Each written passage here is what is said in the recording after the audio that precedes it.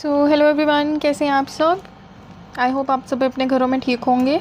जैसा कि आप जानते हैं बच्चे, हमने फर्स्ट क्वेश्चन जो है वो प्रीवियस वीडियो में कर लिया है। आज हम करेंगे question number 2। So as you can see on your board, prove that 3 + 2√5 is irrational. आपसे क्या कहा गया है कि आपके पास एक नंबर है दैट इज़ 3 + 2√5 और पूछा गया है कि क्या ये एक इरेशनल नंबर है कि नहीं। अब हमने लास्ट टाइम जो क्वेश्चन किए थे वो था √5 और √2 का।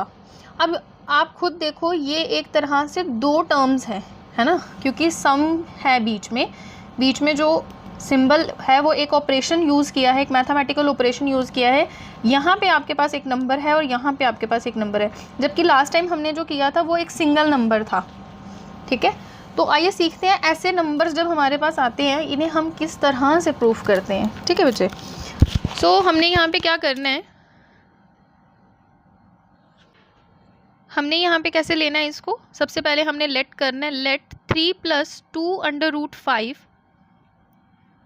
Is a rational number. क्योंकि हमने इसको कंट्राडिक्शन मेथड से करना है, तो सबसे पहले हमने इसको इसके ऑपोजिट मान लेना है कि ये एक इरेशनल नंबर नहीं है, ये क्या है, एक रैशनल नंबर है। और हमें भी पता है कि जब कोई नंबर रैशनल होता है तो वो किस फॉर्म में लिखा जाता है। So it can be written in the form of P/Q, है ना। तो हम ये कह सकते हैं यहाँ पे, देयरफॉर वी कैन फाइंड 2 को प्राइम इंटीजर। तो हमें क्या मिलेगा यहाँ पे, 2 को प्राइम इंटीजर मिलेंगे, या हम ये भी लिख सकते हैं देन देयर एग्जिस्ट 2 को prime integers that is A and B such that 3 + 2√5 is equals to A/B। को प्राइम का मतलब आपको पता ही है, जिनका कॉमन HCF जो होता है वो, मतलब जो उनका HCF होता है वो क्या होता है, 1 होता है। ठीक है, अगर आप ध्यान से देखो तो हमारे पास ये वाला जो नंबर है इसके साथ रूट नहीं है, है ना। तो मैं इस वाले नंबर को उस तरफ शिफ्ट कर सकती हूँ बिकॉज मुझे यहाँ पर √5 को इक्वल करना है। ठीक है, तो अगर मैं इसको वहाँ शिफ्ट करूँगी तो ये यहाँ पर आ जाएगा 2√5 is equals to A/B -3। I hope ये आपको समझ आ रहा होगा। ठीक है, अब हम क्या करेंगे, अब हम ये जो 2 है इसको भी दूसरी तरफ क्या करेंगे, शिफ्ट कर देंगे। तो यहाँ पे आ जाएगा √5 is equals to 1/2 A/B -3। I hope it is clear. ठीक है, हम यहाँ पे क्या लिख सकते हैं, since A and B are integers, हमें पता है कि A और B जो है वो क्या है, इंटीजर्स हैं। अगर आप ध्यान से देखो, ये वाली फॉर्म जो है ये एक रैशनल फॉर्म है। ये कैसी फॉर्म है, रैशनल फॉर्म है।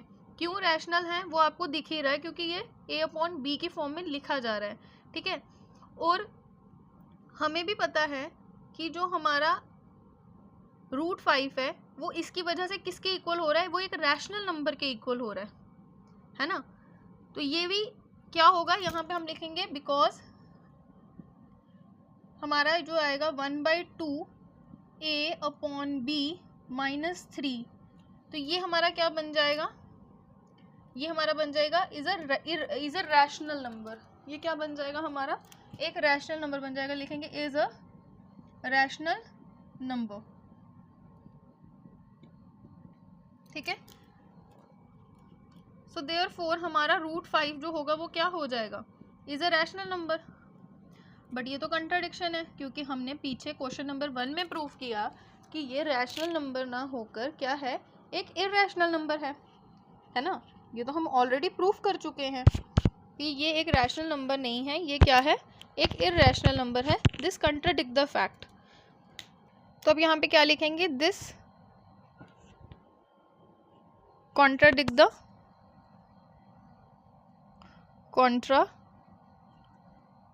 the fact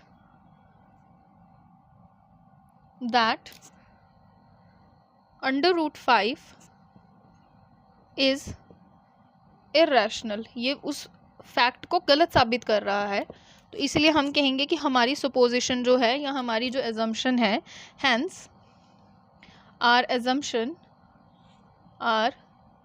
assumption is false या रॉन्ग। सो देयरफॉर 3 + 2√5 जो है हमारा क्या है, ये क्या है हमारा एक इज इर्रेशनल नंबर। तो ये भी क्या है, एक इर्रेशनल नंबर है।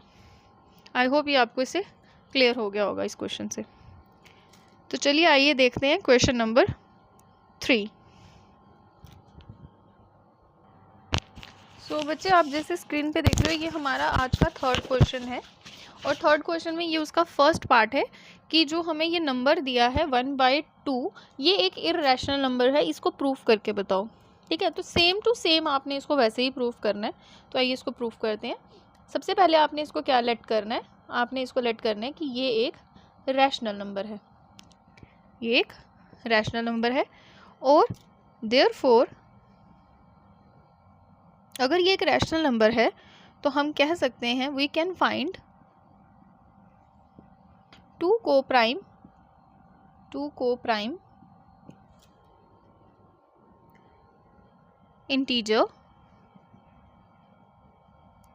a and b such that, and always remember b is not equals to 0। आप यहाँ पे लिख भी लीजिए, हर स्टेटमेंट में लिखिए b is not equals to 0, just because whenever we take the b in the denominator तो b is never be equal, because in rational numbers q is not equals to 0, as we can write a rational number p upon q and q is not equals to 0. It is the property of the rational number. ठीक है, so according to the definition of rational number a and b, where b is not equals to 0, such that 1/√2 is equals to a upon b. I hope it is clear. But here you can see the √2 is in the denominator, so we need to reciprocate it. जब हम इसको reciprocal करेंगे तो ये कितना बन जाएगा, √2 बन जाएगा। Again similarly right hand side में भी हमारी ये टर्म रेसिप्रोकल हो जाएगी, तो ये बनेगा b upon a. It doesn't matter it is a upon b और b upon a, but b upon a is also a rational number ना। तो हम यहाँ पे क्या लिखेंगे, b upon a is a rational number.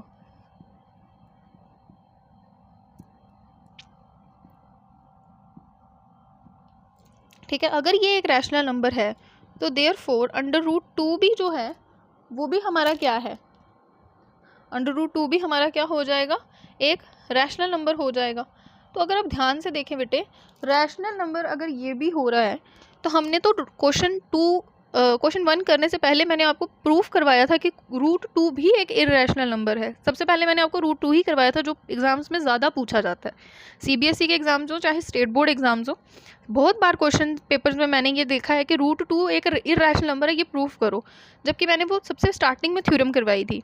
It means √2 जो है वो एक इर्रेशनल है, यहाँ पे ये कह रहा है रैशनल है।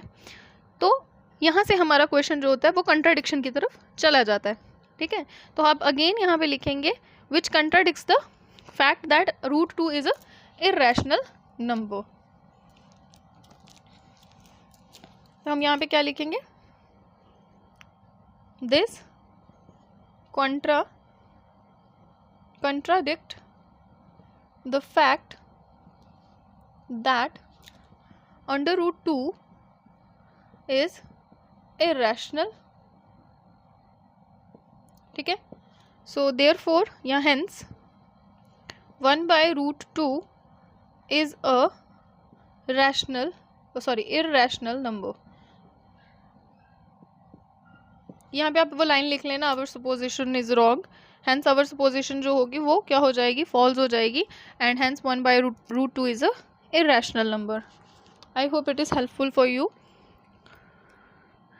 सिमिलरली आपने लास्ट के 2 जो पार्ट्स हैं बेटा वो खुद करने हैं, ताकि आपको खुद भी पता चले हम इस क्वेश्चन को कैसे कर रहे हैं।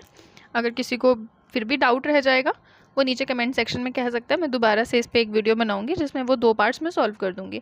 बट मेरे अकॉर्डिंग वो मेरी तरफ से आपको होमवर्क है, आप उसको खुद से सॉल्व कीजिए। आपने देखा अभी मैंने क्वेश्चन नंबर आपके साथ 2 भी किया और 3 भी किया, और सेम टू सेम पार्ट्स आपके उसमें दिए हुए हैं क्वेश्चन नंबर 3 के सेकंड एंड थर्ड पार्ट।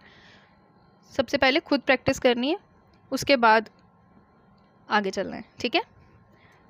ऐसे ही बने रहिए हमारे चैनल के साथ। आई होप आपको ये वीडियो पसंद आया होगा। अगर आपको ये वीडियो पसंद आया तो लाइक कीजिए, शेयर कीजिए और कमेंट करना ना भूलें। आपके कमेंट्स ही मेरा फीडबैक है और आपके कमेंट्स मुझे बहुत मोटिवेट करते हैं। And thank you so much मेरी वीडियोस को ज़्यादा से ज़्यादा लाइक करने के लिए, उनको देखने के लिए। ऐसे ही बने रहिए हमारे मैथ्स वर्ल्ड के साथ, जिसका उद्देश्य है बच्चों के डाउट्स क्लियर करना। Thank you so much. Have a nice day. जय हिंद, जय भारत।